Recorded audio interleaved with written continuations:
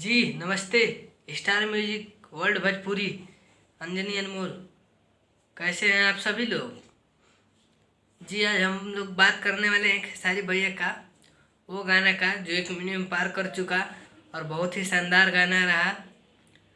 अजीत हलचल जी का लिखा हुआ, शंकर सिंह जी म्यूजिक दिए थे।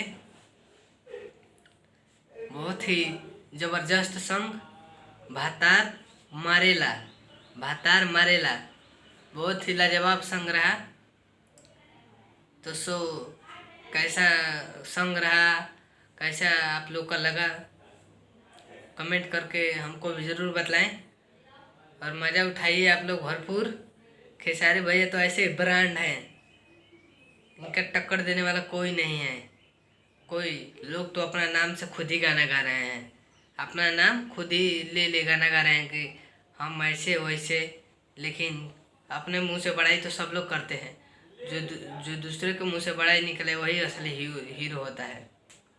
तो हम लोग के खेसारी भैया ऐसे ऐसे एक बहुत ही ब्रांड है, इनका टक्कर देने वाला कोई नहीं है।